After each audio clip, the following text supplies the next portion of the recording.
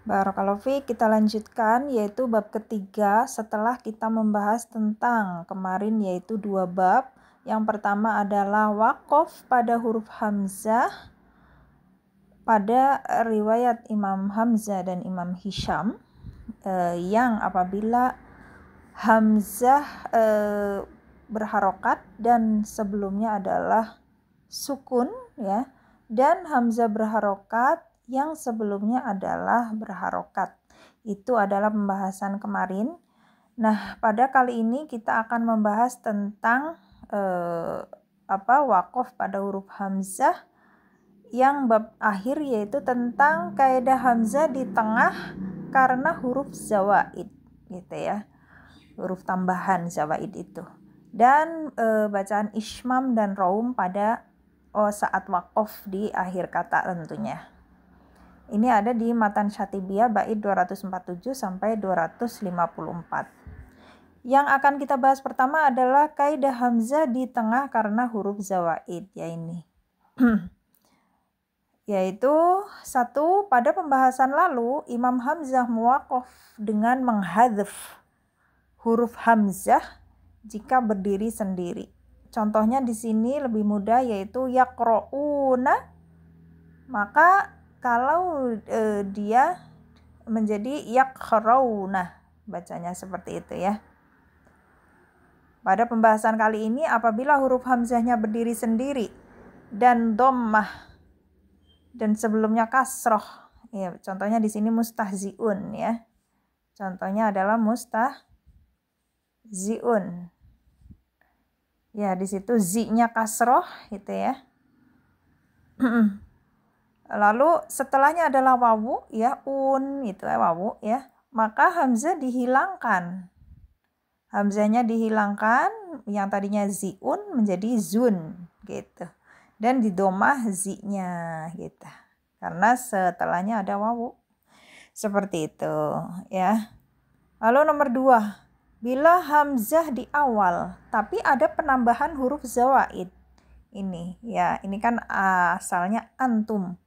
Lalu ketambahan huruf ha menjadi ha antum. A antum juga sama, di sini ketambahan hamzah menjadi a antum. Ya ayyuha asalnya itu ayyuha, ketambahan ya-nya menjadi ya ayyuha gitu. Ini namanya huruf zawaid. Maka kaidahnya ada taghyir atau perubahan saat baca karena hamzah menjadi terletak di tengah. Karena kan kemarin sudah dibahas apabila hamzah terletak di awal itu tidak berpengaruh pada bacaannya tahqiq seperti biasa, seperti hafaz.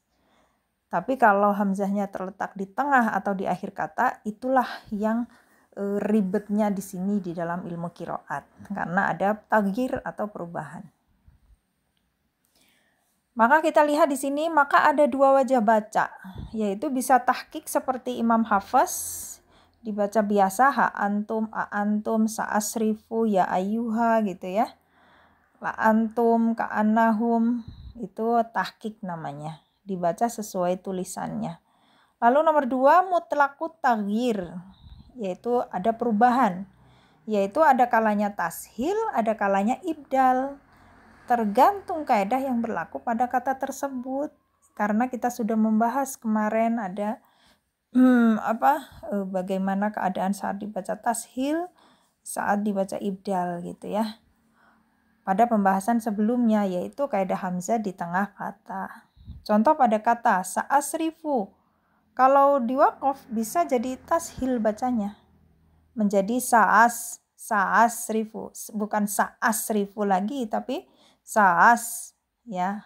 Hamzah keduanya diseret, sa'asrifu gitu. Ini nih sa'asrifu. Kebanyakan coretannya kita hapus. Ya. Jadi ini sa'asrifu. Kalau ditashil menjadi sa'asrifu. Karena apa? Karena dia mengikuti kaidah sebelumnya yaitu apabila hamzahnya berharokat fathah dan sebelumnya fathah, berarti ditashil sa'asrifu gitu. Lalu yang kedua adalah contohnya di sini bi ayatina. Nih ya, apabila dibacanya di sini diibdal. Kalau ini tashil tadi ya, kalau ini ibdal. Karena sesuai kaidah, karena hamzahnya fathah, sebelumnya kasroh. Ya, maka dia mengikuti bi-nya. Bi kan kasroh, identik dengan ya. Maka di ibdal, hamzahnya menjadi ya. Biyayatina gitu ya. Dibacanya bukan biayatina tapi biya. Hamzahnya diganti ya. Seperti itu. Itu namanya ibdal. Gitu.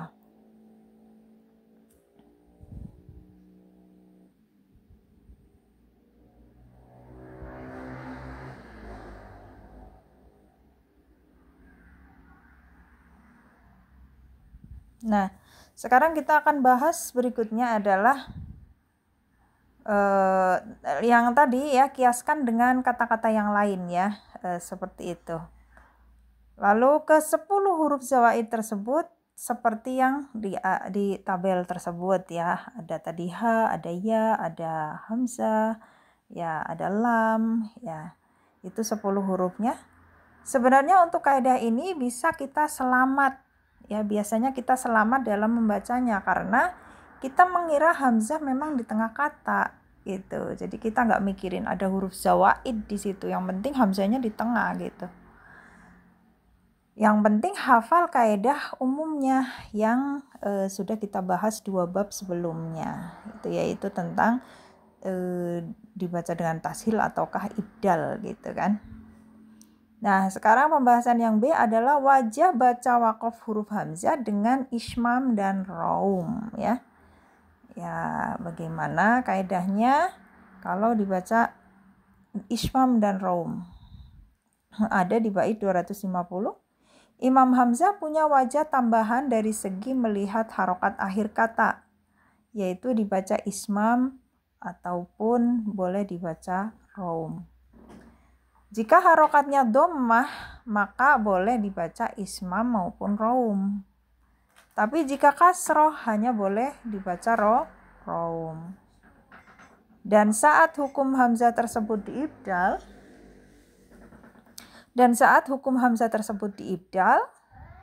yaitu diganti huruf mat, ya ibdal itu diganti huruf mat, maka tidak bisa dibaca dengan ismam dan raum karena huruf mat tidak bisa diucapkan dengan ismam dan raum. Baik ibdalnya diganti wawu, ya ataupun alif sukun mat. Gitu ya. Jadi pokoknya ibdal itu kan mengganti jadi huruf mat. Dan kalau diganti seperti itu tidak bisa dibaca dengan ismam atau raum. Berikut contoh 5 keadaan dalam tabel ya, ini tabelnya kan ada 5. Satu keadaan yang tidak bisa di ismam dan raum. Mana ini? Karena dia tadi diibdal di sini. Yunshi'u diibdal menjadi yunshi. Ya, berarti nggak bisa dibaca ismam atau raum, itu nggak bisa. Makanya di sini tabelnya diwarnain merah sendiri. Karena satu ini tidak bisa dibaca dengan tidak bisa dibaca dengan ismam maupun raum. Nah, adapun yang 4 ini bisa dibaca dengan ismam ataupun raum. Ya. Sekarang kita membahas 4 keadaan yang bisa dibaca raum dan ismam. Yaitu yang pertama adalah jika dinaqal ya.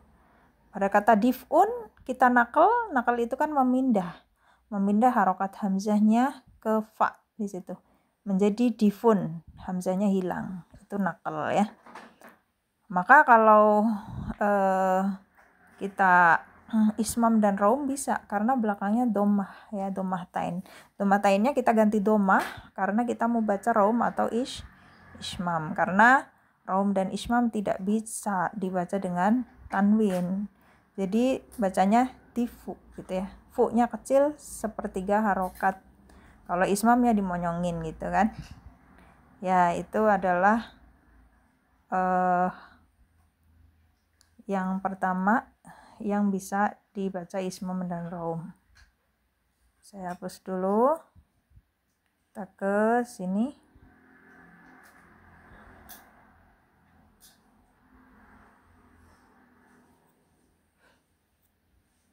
Nah, lalu berikutnya adalah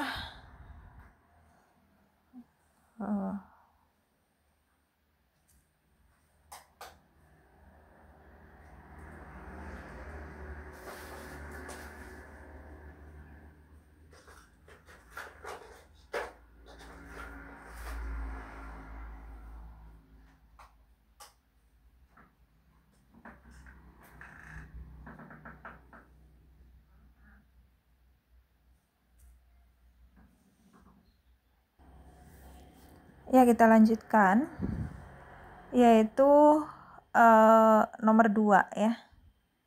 Karena nomor 1 udah tadi. Ya ini sebentar saya. Ketika huruf hamzah di akhir dan sebelumnya adalah wawu atau ya zaidah, dibaca dengan ibdal dan idgham. Karena hamzah tadi di idgham, jadi berharokat dhammah ya. Contohnya adalah pada ini ya, an-nasi'u ya. Jadi ini kata atau kaidah kedua yang bisa dibaca dengan ismam atau raum. Kalau ini kan tadi nggak bisa ya, ini dicoret nih yang merah ini, nggak bisa dibaca ismam atau raum. Ini bisa tadi ya, menjadi tifu gitu kan. Nah, yang ini juga bisa ya. Maka boleh dibaca raum atau ismam. Contohnya adalah an-nasi'u menjadi an-nasiyu ya. Karena tadi diibdal. Di sini kan nasi'u, u-nya diganti ya, diibdal jadi diganti jadi ya karena sebelumnya adalah huruf ya gitu kan. Ya, menjadi an-nasi berarti ya-nya 2 kan. Lalu diidgham ya-nya menjadi an-nasiyu gitu ya. An-nasiyu. Lalu kita baca ismam atau raum gitu. Lalu yang ketiga ya yang dibaca ismam dan raum adalah ini contohnya al-mala'u. Yaitu jika ada kata yang rosem hamzahnya, tulisannya ini hamzahnya di atas wawu kan. Ya ini rosem namanya kemarin kan. Maka kita bisa baca menjadi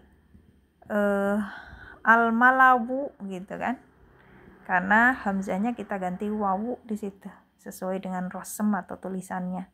Al-malawu, maka bisa dibaca dengan ismam atau raum karena berharokat dhammahnya.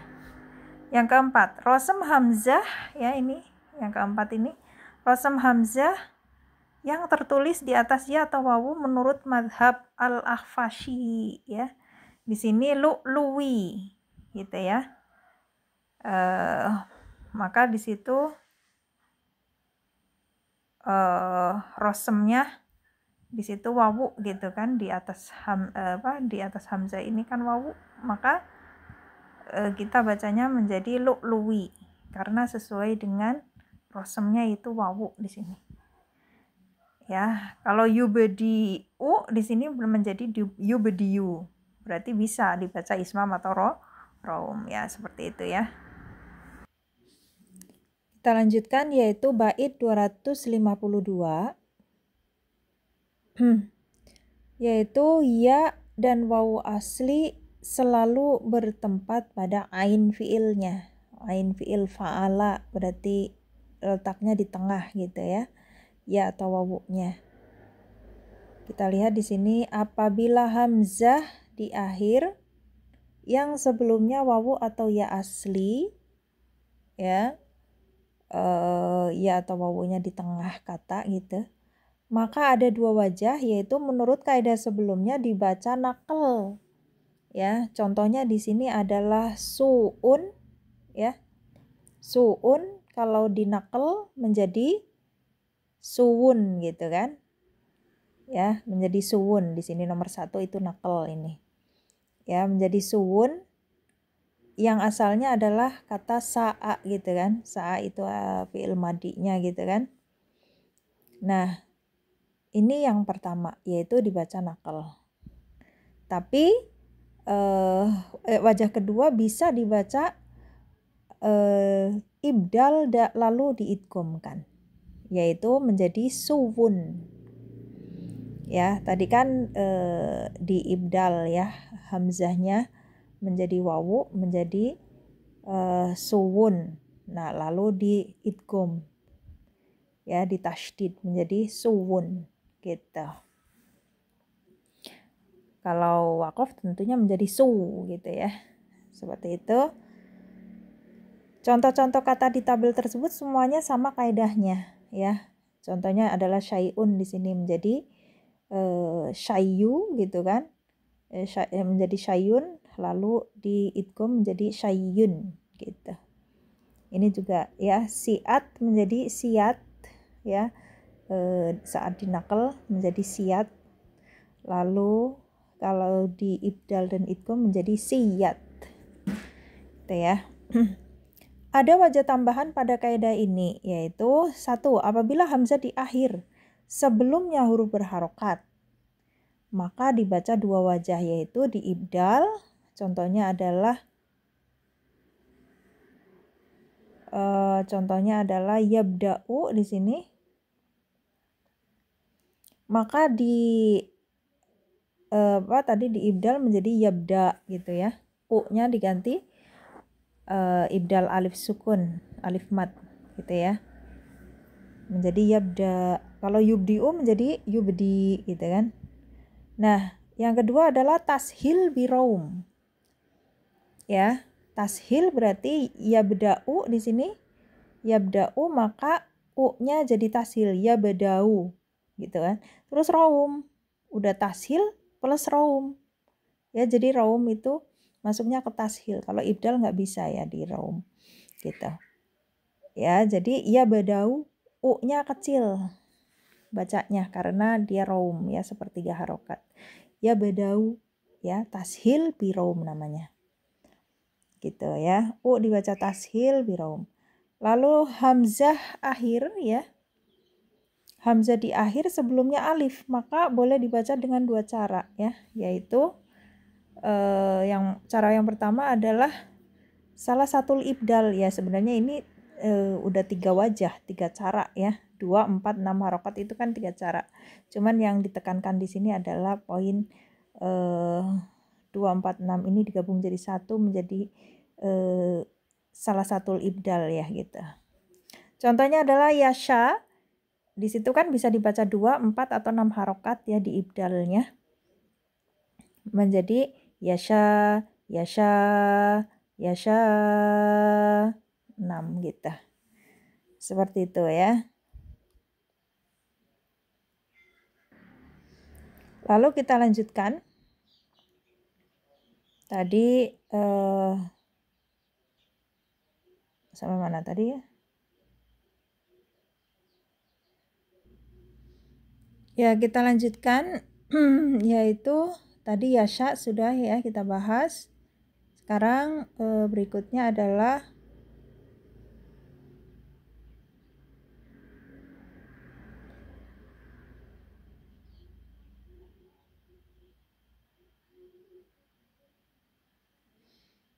ya, yaitu berikutnya pembahasan bait 200 ini ya, tashil biraum yang kedua. Ya, tadi yasha tashil biraum yaitu dengan mat dan qasr. Mat dan qasr yaitu 6 atau 2 harokat. Menjadi yasha'u tadi kan ya, maka boleh dibaca 2 menjadi yasha'u dengan raum ya, u-nya, atau 6 yasha'u gitu. Ya, karena apa? Karena sebelumnya ada alif ya, jadi hanya boleh dibaca 2 atau 6 harokat gitu. Ya, itu kaidah kalau ada alifnya ya, kalau ada alif mat. Lalu bait 253. Ada pendapat yang berkata pada kata yabda'u dan yasha'u tidak boleh dibaca tashil. Tidak boleh dibaca tashil biraum. Yang boleh hanya ibdal saja, berarti yasha tadi ya. Lalu Imam Syatibi mensyadkan, ya syad itu dia mendoifkan gitu ya, melemahkan pendapat ini. Jadi pendapat kuat adalah bisa dengan dibaca tashil biraum. Ini menurut Imam Syatibi ya. Menjadi yashau tadi ya, boleh 6 atau 2 harokat. Lalu yang kedua, ada pendapat yang hamzah di akhir fathah. Ya, kalau hamzah di akhirnya fathah bisa dibaca tashil biraum pada fathah. Padahal fathah kan nggak bisa dijadikan raum kan. Ya, keadaan fathah itu nggak boleh dibaca raum gitu. Hal ini dibantah oleh Imam Syatibi ya. Ini pendapat yang syadz juga, yaitu tentunya fathah itu nggak boleh dibaca raum gitu. Bait 254 pada pembahasan hamzah, contoh bacanya sangat banyak sekali. Kalau ingin tahu lebih jelasnya dikembalikan ke nahwu. Namun ilmu qiraat itu tidak bisa dikiaskan secara seluruhnya dalam ilmu nahwu ya, karena ilmu qiraat adalah ilmu talaki. Ya, sudah selesai ya untuk pembahasan tentang waqaf pada huruf hamzah. Banyak sekali ya, mungkin perlu kita ulang-ulang murojaahnya karena memang ribet sekali ya, banyak sekali. Yaudah kita tutup. Semoga bermanfaat dan berpahala. Barakallahu fiik.